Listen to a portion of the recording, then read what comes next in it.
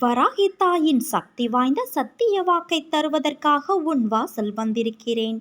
என் அன்பு குழந்தையே, என்னை தேடி நீ வர முடியாத சூழலிலும் உன்னை தேடி நான் வந்துள்ளேன். நீ வாடி நிற்கும் போதெல்லாம் நான் ஏதோ ஒரு ரூபத்தில் உனக்கு வழிகாட்ட வந்தருள்வேன். அதனால் நீ எதை பற்றியும் எந்த கவலையும் படாமல் உன் லட்சியத்தை நோக்கி முன்னேறு. இந்த ஆண்டில் உன்னுடைய லட்சியம் நிச்சயம் வெற்றி பெறும். சென்ற ஆண்டில் உன் கையில் வந்து சேராத வெற்றிகள் கூட இந்த ஆண்டு உன் கையில் வந்து சேரும். நேர்மறை எண்ணம் உனக்குள் எப்போதும் இருக்க வேண்டும். இனிமேல் உன்னை நான் கலங்க வைக்க மாட்டேன். என்னிடம் நீ எதிர்பார்த்த காரியம் நிச்சயம் நிறைவேறும். உன்னை சுற்றியுள்ளவர்களை பற்றியும் அவர்கள் உனக்கு தடையாக இருப்பதை பற்றியும் நீ கவலைப்படுகிறாய். அழிந்து போகிற வாழ்க்கையில் அவரவர் தன் மனம் போன போக்கில்தான் போவார்கள். ஏழை சொல் மேடை ஏறாது என்பது போல உன் வார்த்தைக்கு அவர்கள் கீழ்ப்படிய போவது இல்லை. அதை விடுத்து உன் ஆன்மாவை சுத்தம் செய்து கொள்வதில் நீ கவனம் செலுத்து. உன்னை சுற்றி இருக்கிற சூழல்கள் எல்லாம் மாற வேண்டும் என்று எதிர்பார்த்தால் முதலில் உன்னை நீ மாற்றிக்கொள்ள வேண்டும்.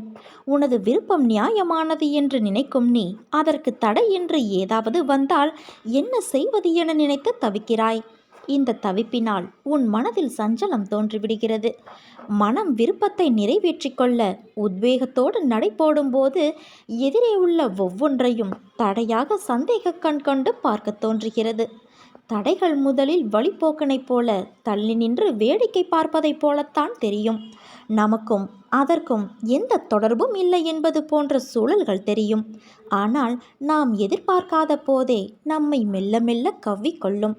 அப்போதுதான் நமக்கு உண்மையான போராட்டம் ஆரம்பிக்கும் என்பதை நீ உணர்ந்து இருப்பதால் இவ்வாறு தடையை கிள்ளிவிட நினைக்கிறாய்.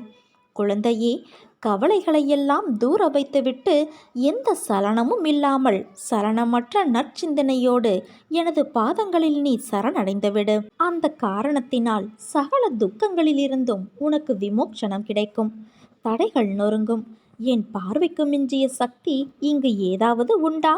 சில விஷயங்களில் நீ சிரமங்களை சந்திக்கலாம். அந்த சிரமம் நான் உன் வாழ்க்கையில் உன்னை பக்குவப்படுத்துவதற்காக நிகழச் செய்தது. அதனால் நீ சிரமத்தை பற்றி கவலைப்படாமல் என்மேல் பாரத்தை போட்டு நீ அந்த வேலையை தொடர்ந்து செய்.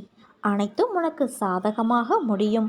ஒவ்வொரு நாளும் நீ இந்த அன்னையின் மீது கொண்டுள்ள பக்தியை கண்டு நான் மனம் மகிழ்ச்சி அடைகிறேன். உன் வாழ்வில் ஒரு நல்ல விஷயம் நடக்கப் போகிறது. நீ நீண்ட நாளாக முயற்சி செய்த காரியம் நிறைவேறப் போகிறது. உன் இல்லத்தில் சுப காரியம் நடக்கப் போகிறது. என் செல்வமே, நீ மகிழ்ச்சியாக இரு. என் தங்கமான தங்க பிள்ளையே, நானும் நீயும் வேறு வேறு அல்ல. நீ என்னுடைய பிரதிபிம்பமே. நீ காண்பது எல்லாம் என்னுடைய ஸ்வரூபமே.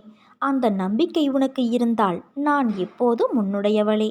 பிரச்சனைகளுக்கு ஒரு சிறந்த தீர்வு பொறுமைதான். பொறுமை அனைத்திற்கும் பதில் தரும். அதற்கு காலதாமதமாகுமே தவிர என்றும் தோற்று போகாது. அது வெற்றியை மட்டுமே தரும். உன் வாழ்க்கையில் சுலபம் என்று நீ ஏன் எண்ணத்தை கொண்டு வர மறுக்கிறாய்? வாழ்க்கை நீண்ட பயணம். அதில் பயணிக்க உயர்நிலை எண்ணங்களும் பொறுமையும் நம்பிக்கையும் நிதானமும் வழிகாட்டும் கருவி. அவற்றை நீ புரிந்து தெளிவாக அதை கவனித்து நடந்தால் மட்டுமே சரியான பாதையில் பயணிக்க முடியும். வழிகளை முதலில் தெளிவாக புரிந்து கொள். அதன் பிறகு அதில் குழப்பங்கள் நிகழாது. உன் பாதையும் அழகாகும். நிச்சயம் உன்னிடத்தில் உன் அன்னையான நான் எப்போதும் இருப்பேன்.